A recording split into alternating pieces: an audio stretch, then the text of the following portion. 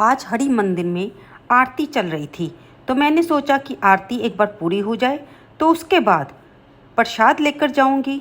ये हरि मंदिर का भगवान का प्रसाद लेकर आई थी ना कृष्णा। नमस्कार दोस्तों, स्वागत है आपका कलयुग के चमत्कार संतों की वाणी में।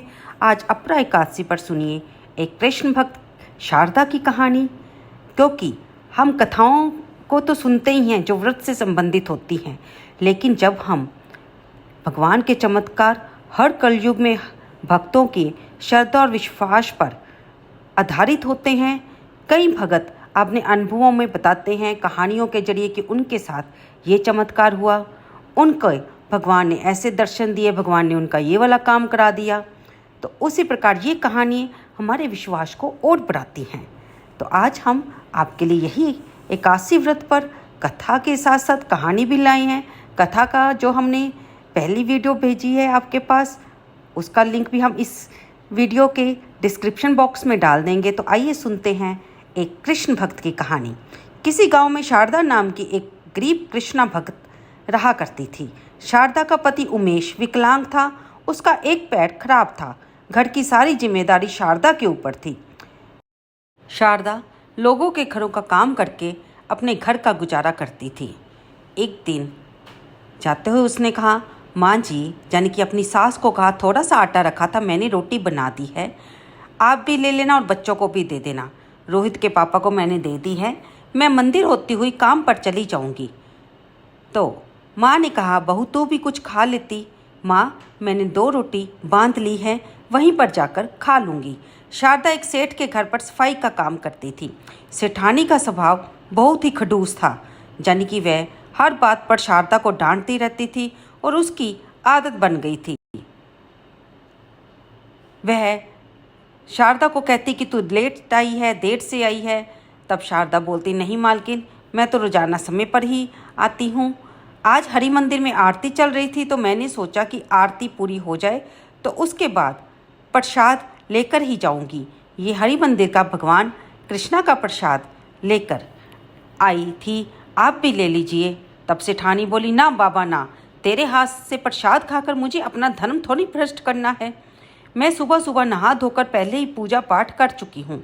तुम ठहरे गरीब भिखारी, हम तुम्हारे हाथ से प्रसाद थोड़ी ना खाएंगे। कुछ तो समझ कर बोला कर, चल जाकर काम कर, और हाँ, अपना प्रसाद अपने पास रख, यही मत छोड़ जाना, फिर मुझे पाप लगेगा। तब बाहर से आवाज़ आती है। एक भिखारी दरवाजे पर खड़ा था। माई, मुझे कुछ खाने को दे दो, बड़ी भूख लगी है।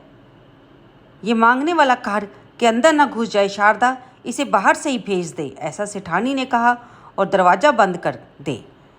हमने कितनी बार कहा है इस भिखारी से कि मत आया कर, ये रोज़ मांगने के लिए यहाँ आ जाता है, इसे घर से बाहर ही रखा करो। आजकल किसी का भरोसा नहीं है, ये भीख मांगने के बहाने घर से चोरी कर कर ले जाते हैं, अपने दरवाजे बंद रखा करो। नहीं नहीं। तब वो भिखारी बाहर से ही बोला, सेठ जी, नहीं नहीं, मैं चोर नहीं हूँ, मैं तो एक गरीब मजबूर इंसान हूँ, सिर्फ आपसे खाने को मांग रहा हूँ। ईश्वर ने आपको इतना दिया है, अगर आप मुझे उसमें से एक रोटी दे दोगी तो आपको उसके बदले में बहुत सी दुआएं मिलेंगी। सेठ सेठानी ने उस गरीब मजदूर की, भिखारी की बातों पर कोई ध्यान नहीं दिया और अंदर चले गए। शारदा धीरे धीरे चलते हुए उस गरीब भिखारी के पास गई और बोली, बाबा, ये लो, मेरे पास ये 2 रोटी हैं और भगवान कृष्णा के मंदिर का थोड़ा सा प्रसाद है, ये आप ले लो, आप खा लेना। बेटी, तुम मुझे अपनी रोटी और खाने का प्रसाद दे दोगी तो तुम क्या खाओगी? बाबा, मेरा घर पास में ही है, मैं यहाँ से काम करके घर चली जाऊँगी और वहाँ जाकर खा लूँगी। तब भिखारी बोला, तुम तो बहुत दयालु हो, मेरे पास तुम्हें देने के लिए पोटली में थोड़े से चावल के दाने हैं। इन चावल के दानों को श्री कृष्णा का आशीर्वाद समझकर अपने पास रखना और जन्माष्टमी के दिन इस पोटली को खोलना, तुम्हारे जीवन के सारे दुख दूर हो जाएंगे। ठीक है बाबा, मैं इन्हें मंदिर में रख दूंगी। जय श्री कृष्णा। अब भिखारी द्वारा दी गई चावल की पोटली को वह अपने माथे से लगाती है और घर ले जाकर उस पोटली को भगवान श्री कृष्णा के बराबर में मंदिर में रख देती है और रोजाना की तरह अपने काम पर जाती रहती है। एक दिन बाद जन्माष्टमी का त्यौहार था। शारदा सेठानी के घर पे सफाई का काम कर रही थी। सेठानी ने भगवान कृष्णा को सजाने के लिए सोने के जेवर और कपड़े मंदिर में निकाल कर रखे थे। वह कमरे में चली गई। वहीं शारदा मंदिर में सफाई कर रही थी। सेठानी कमरे से बाहर आई तो उसने देखा कि मंदिर में कृष्णा जी का सोने का मुकुट और हार गायब है। सेठानी शोर मचाने लगी, सुनिए जी, मैंने भगवान श्री कृष्णा का मुकुट और हार यहीं रखा था। मैंने सोचा था इस बार जन्माष्टमी को भगवान श्री कृष्णा को सोने के जेवर से सजाऊंगी, पर दोनों चीज़ें गायब है। जरूर ये शारदा का ही काम है, क्योंकि कुछ देर पहले शारदा ही जहाँ पर सफाई करके गई है। सेठानी की बात सुनकर सेठ ने शारदा को घर से बुलाया। शारदा घबराई हुई आई। क्या बात है मालिक, आपने मुझे बुलाया? तब सेठानी बोली, चोर कहीं की, वैसे तो अपने आप को भगवान कृष्णा का भगत बताती है और ऊपर से हमारे घर के मंदिर में रखे हुए भगवान कृष्णा के जेवर चुराती है। अरे तुझे तो नर्क में भी जगह नहीं मिलेगी। सुनो जी, अभी के अभी पुलिस को बुलाओ और इसे बंद करवा दो। ऐसे तो सीधी तरह से बोलेगी नहीं। शारदा बोली, मालकिन मैंने चोरी नहीं की, आप मेरे ऊपर विश्वास कीजिए। भगवान श्री कृष्ण जानते हैं मैं उनके जेवर कभी चोरी नहीं कर सकती। मुझ पर दया कीजिए, मुझे पुलिस के हवाले मत कीजिए, मुझ पर रहम करो। सेठ जी मुझ पर रहम करो। सेठ जी बोले कि कल सुबह तक अगर तुमने उन जेवरों को लाकर नहीं दिया तो मैं तुझे पुलिस के हवाले कर दूंगा। शारदा रोती हुई घर चली आती है। शारदा घर जाकर रोती रहती है। अगले दिन जन्माष्टमी का त्यौहार था। वह सारी रात रोती रही और सोचती रही कि अब मैं क्या करूं। मैंने तो जेवर चुराए नहीं और सेठ सेठानी मुझे कल पुलिस के हवाले कर देंगे अगर मैंने उनको उनके जेवर या उनके पैसे वापस ना दिए। सुबह वह अपने घर के मंदिर में भगवान कृष्णा के मंदिर के सामने बैठ जाती है और तब उसकी नज़र पोटली पर जाती है। वह पोटली जो उसके बाबा उसको भिखारी बाबा देकर गए थे। उसको साथ में उस बाबा की कही हुई बात भी याद आती है कि इसमें चावल हैं, तू इसे जन्माष्टमी के दिन खोलना, तेरी सारी मुश्किलें दूर हो जाएगी। चलो मैं भगवान श्री कृष्णा का नाम लेकर पोटली खोलकर देखती हूँ। वह मन में सोचती है और फिर जैसे ही वह पोटली खोलकर देखती है तो वह हैरान हो जाती है कि पोटली में सोने के चावल थे। शारदा चौंक जाती है माँ और अपनी सास से कहती है, माँ जी ये देखिए चावलों की पोटली, इसमें तो सोने के चावल हैं। ये भगवान श्री कृष्णा का कैसा चमत्कार है। तब सास कहती है कि बहू, ये तेरी पूजा और भक्ति का फल है जो भगवान कृष्णा ने तुझे दिया है। अब इन चावल के दानों को बेचकर सेठ को पैसे दे दे। इन घमंडी पैसे वालों का कोई भरोसा नहीं। अगर पुलिस घर पर आ गई तो त्योहार के दिन तुझे झूठी बनाकर वे जेल में ले जाएंगे और तंग करेंगे। साथ में इज्जत भी जाएगी, घर भी जाएगा। हम किस किस के मुंह बंद करेंगे। तब बहू शारदा सारी बात समझ जाती है। वे सोने के चावल बेचने के लिए जाने लगती है। तभी सेठ सेठानी वहीं पर आ जाते हैं और सेठानी शारदा के पैरों में गिर जाती है। शारदा, मुझे माफ़ कर दो, मैंने तुम्हें पहचाना नहीं। तुम तो भगवान कृष्णा की सच्ची भगत हो। कल रात मेरे सपने में भगवान कृष्ण आए और उन्होंने मुझसे कहा कि मैंने तुझ पर झूठा इल्ज़ाम लगाकर उन्हें नाराज़ कर दिया है। आज सुबह मेरी आंखें खुली तो मैंने वह जेवर अलमारी में देखे। मैं उन्हें अलमारी में रखकर भूल गई थी। अलमारी खोलते समय मुझे वे दिखाई पड़े। मैं समझ गई भगवान कृष्ण मुझे सपने में क्या इशारा देना चाहते थे। मुझे माफ़ कर दो शारदा, मुझसे बड़ी भूल हो गई। सेठानी जी, सेठ जी, आपने अपनी गलती मान ली है, काफ़ी है। भगवान कृष्ण तो अपने भक्तों से कभी नाराज़ नहीं होते, वे आपको भी माफ़ कर देंगे। और अब मुझे आपके यहाँ नौकरी करने की कोई ज़रूरत नहीं है, क्योंकि मेरे घर के भंडार तो पहले ही भगवान कृष्ण ने भर दिए हैं। ये देखिए, उस दिन जब मैं आपके घर पर काम कर रही थी तो वह जो बाबा आए थे उन्होंने मुझे प्रसाद के रूप में ये चावल दिए थे। आज वह उनके आशीर्वाद से और भगवान श्री कृष्ण की कृपा से सोने के बन गए हैं। भगवान कृष्ण ने मेरे घर के भंडार भर दिए हैं और मुझे क्या चाहिए। मेरे ऊपर लगे हुए चोरी के इल्ज़ाम को भी भगवान कृष्ण ने हटा दिया। इससे बड़ी कृपा मुझ पर क्या हो सकती है। आप सदा सुखी रहें। और तब सेठ सेठानी माफ़ी मांगकर वहाँ से चले जाते हैं। उस दिन के बाद शारदा को कभी भी गरीबी में नहीं जीना पड़ा। शारदा के जीवन में उन सोने के चावलों से वैसे ही खुशियाँ भर गई जैसे भगवान कृष्ण ने अपने प्रिय मित्र सुदामा के जीवन से सूखे टूटे हुए चावलों को खाकर उसके जीवन से गरीबी को दूर किया था और सुदामा का जीवन सुख में किया था। अब सुनिए दूसरी कहानी भगवान भोलेनाथ की। एक बार भगवान शंकर तपस्या से उठे तो माँ पार्वती उनके पास आई और बोली, स्वामी सारा दिन पर्वत पर बैठे रहते हैं और मैं सारा दिन घर का काम काज करती रहती हूँ, भूखी प्यासी रहती हूँ। आप कुछ कमाते नहीं तो मैं क्या खाऊँ? बच्चों को खिलौने दिलाए नहीं, आपने कभी भी ध्यान नहीं दिया, परिवार कैसे चलेगा? माँ पार्वती की सारी बातें भगवान शंकर बड़े ध्यान से सुन रहे थे। दोस्तों, कहानी को सुनते हुए आपके मन में शंका न आए तो हम यही बता दें आपको कि ये प्रभु भी अपनी लीला करते रहते हैं। ऐसी कहानियों से अपने भक्तों को कुछ ना कुछ सिखाने का भक्तों का भगवान का उद्देश्य होता है। तो पार्वती माता की बात सुनते हुए भगवान भोलेनाथ बोले कि मैंने तुम्हारे साथ फेरे लेते हुए 7 वचन निभाने का वादा किया था, तुम जो भी कहोगी मैं तुम्हारी हर बात मानूंगा। तब माता बोली, ठीक है, आप एक काम करो, आप वृंदावन चलो, जो कन्हैया से मांग लेना, कन्हैया के जो खेत हैं आप वहाँ पर खेती करना और जो फसल उगाए उसे ले लेना। कुछ तो काम चलेगा, लेकिन एक बात का ध्यान रहे स्वामी, आप वहाँ जाकर कन्हैया से कहना कि आप खेती ऊपर की लोगे और नीचे का हिस्सा कन्हैया को देना है। ठीक है, वृंदावन जाता हूँ। इसके पश्चात भगवान शंकर अपने बैल नंदी पर बैठ गए और कन्हैया जी के पास चल पड़े। कन्हैया जी के पास जाने लगे, रास्ते में नंदी बैल उनसे बोला, प्रभु हम जा तो रहे हैं लेकिन ये कन्हैया बड़ा चालाक है, बहुत तेज है। तब भगवान बोले, कोई बात नहीं, जो होगा सो देखा जाएगा। मैंने पार्वती को वचन दिया है कि अब तो मैं खेती करके ही लौटूंगा। और फिर इसके पश्चात शंकर जी अपने बैल नंदी के साथ भगवान कृष्ण के द्वार पहुँचे और अपना डमरू बजाने लगे। डमरू की आवाज़ सुनकर भगवान श्री कृष्ण द्वार खोलते हैं। उनके सामने भगवान शंकर खड़े थे।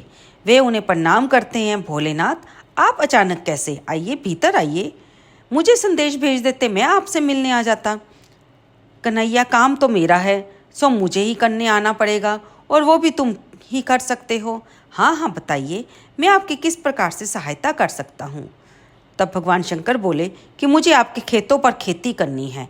एक बैल मेरे पास है, एक बैल आप अपना दे दो और अपने खेत पर मुझे खेती करने दो। क्यों भैया, आपका क्या विचार है? भगवान शंकर हमारे खेतों पर खेती करना चाहते हैं। भगवान श्री कृष्ण बलदाऊ भैया से पूछते हैं। हाँ हाँ, कोई बात नहीं, अच्छी बात है, हमें भी बनी बनाई फसल मिल जाएगी।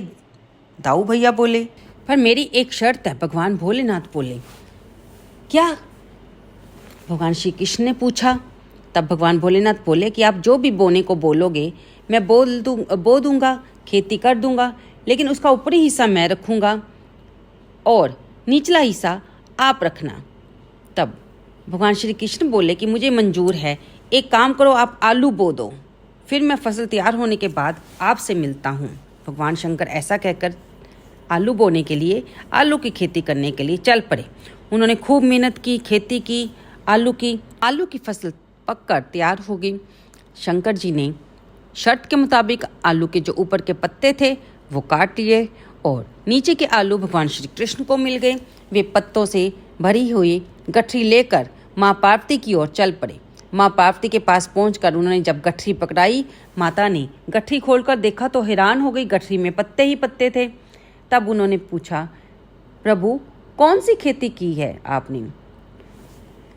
तब भगवान शंकर ने बताया कि मैंने आलू की खेती की है, लेकिन आपने जैसा कहा था मैं ऊपर का हिस्सा लाया हूँ।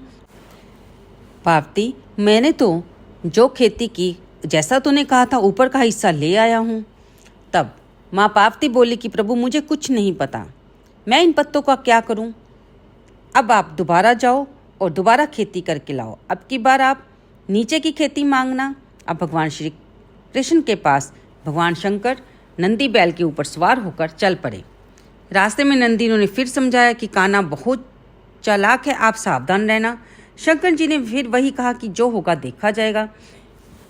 वे पहुंच गए भगवान श्री कृष्ण के पास और फिर पहले वाली बात की कि मुझे आपका बैल और खेत चाहिए और मुझे एक बार फिर से खेती करनी है, लेकिन इस बार मेरी शर्त ये है कि मैं नीचे की खेती लूँगा और ऊपर की आप रखना। अब बताओ मैं उसमें क्या बोऊं?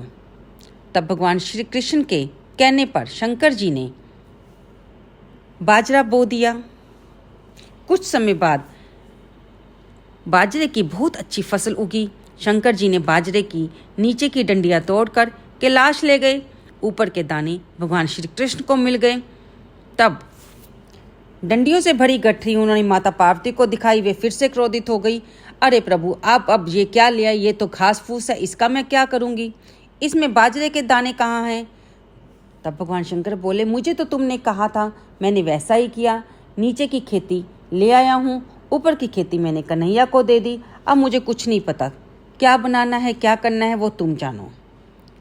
अब माता पार्वती बोली कि इसका मैं क्या बनाऊंगी, क्या खिलाऊंगी? आप फिर से जाओ, फिर खेती करके लाओ। इस बार कन्हैया से कहना कि ऊपर नीचे दोनों की खेती आप रखोगे। ठीक है पार्वती, जैसा तुम कहो मैं चाहता हूँ। वे नंदी बैल पर सवार होकर भगवान कृष्ण के पास दोबारा पहुँच गए और उनसे कहा कि मैं नीचे फिर खेती करनी है, मुझे अपना बैल और खेती करने के लिए बता दो किस चीज़ की खेती करनी है। तब भगवान श्री कृष्ण बोले, ठीक है, मुझे कोई आपत्ति नहीं है, आप इस बार मक्का बोलो। इस बार आप ऊपर और नीचे की खेती ले लेना, जो बचेगा वो मैं रख लूँगा। शंकर जी फिर खेती करने लगे। कुछ ही समय बाद मक्के की बहुत अच्छी फसल उगाई। कृष्ण जी यशोदा मैया के साथ मिलकर बीज का हिस्सा यानी कि मक्का तोड़कर घर ले आए। ऊपर और नीचे की फसल भगवान शंकर कैलाश पर्वत पर ले गए। इस बार तो वे बहुत खुश थे। नंदी भी बहुत खुश था कि आज तो माता पार्वती बहुत खुश हो जाएगी। लेकिन जब उन्होंने माँ पार्वती को गठरी पकड़ाई, गठरी खोलकर माँ पार्वती ने देखी तो अपना सिर पकड़कर बैठ गई। अरे ऊपर और नीचे की फसल ले आई, इसमें भुट्टा कहाँ है? तुम नहीं तो कहा था कि ऊपर और नीचे की दोनों की खेती करके लाऊं, अब मैं दोनों की लेकर आया हूँ, अब मैं क्या करूँ? मैं तो जैसा हूँ भोला भाला वैसा ही, तुमने जैसा कहा मैं वैसा करके लाया। माता पार्वती को कुछ नहीं सूझ रहा था कि अब इस भोलेनाथ को वह क्या कहें। तभी थोड़ी देर बाद उन्होंने देखा कि एक तरफ से भगवान श्री कृष्ण आ रहे हैं। माँ पार्वती भोलेनाथ बिल्कुल उचित कर रहे हैं। भोलेनाथ तो भक्ति भाव के भूखे हैं, उन्हें तो संसारी दुनिया से क्या लेना। इन्हें तो प्रेम से जो कोई भी अर्पित करता है, कुछ भी अर्पित करता है, वे ग्रहण कर लेते हैं। आप धन्य हैं भोलेनाथ। माँ पार्वती, भोलेनाथ द्वारा की हुई खेती मैं लेकर आया हूँ, इसे स्वीकार कीजिए। माँ पार्वती देखती है कि भोलेनाथ ने जो बढ़िया खेती करके आलू, बाजरा और मक्की की फसल उगाई थी, वे भगवान श्री कृष्ण ले आए हैं। वे अब बहुत खुश होती हैं। कुछ भी कहिए स्वामी, आपने नंदी और कान्हा के बैलों के साथ मिलकर बहुत बढ़िया खेती की है। भगवान कृष्ण, भगवान भोलेनाथ और नंदी बैल के मुख पर भी प्रसन्नता आ जाती है, वे भी मुस्कुराने लगते हैं। दोस्तों, इस कहानी का अभिप्राय हमारा ये है कि ये एक छोटा सा आपको समझाने के दृष्टांत हैं कि भगवान भोलेनाथ जिन पर हम बेलपत्री अर्पित करते हैं, धतूरा अर्पित करते हैं, वो चीज़ें जो हम किसी और देव पर नहीं चढ़ाते, नहीं अर्पित करते, वो हम भगवान भोलेनाथ पर अर्पित करते हैं। और वे ऐसे भाव के भूखे हैं कि उन सभी चीज़ों को वे अपने भक्तों का प्यार समझकर ग्रहण करते हैं और बदले में भक्तों को मन वांछित फल देते हैं। ये कहानियाँ हमें एक नाटकीय रूप से समझाते हुए आती हैं, क्योंकि जो बच्चे होते हैं उनको व्रतों की भाषा समझ नहीं आती। वे तो कहानियों के जरिए भगवान के रूप को समझते हैं, भगवान के प्रति भक्ति भाव को बढ़ाते हैं। तो ये कहानियों का हमारे जीवन में एक बहुत ही महत्वपूर्ण हिस्सा रहता है कि हम इनके जरिए अपने बच्चों को भी अपने सनातन धर्म के बारे में बताएं, अपने देवी देवताओं के बारे में बताएं। आप जिस धर्म से संबंधित हैं, अपने धर्म की मर्यादा का पालन करते हुए अपने बच्चों में भी उन संस्कारों को लाने के लिए उन्हें जीवित रखिए। हमारे चैनल का भी उद्देश्य यही है। तो चलते हैं दोस्तों, अगली वीडियो में फिर मिलेंगे। भगवान भोलेनाथ, भगवान श्री कृष्ण, भगवान श्री विष्णु और माँ पार्वती, माँ लक्ष्मी, माँ राधा रानी की कृपा आप सब पर बनी रहे। यही हमारे चैनल का, हमारा आपके साथ बातचीत करने का मुख्य उद्देश्य यही है। धन्यवाद दोस्तों।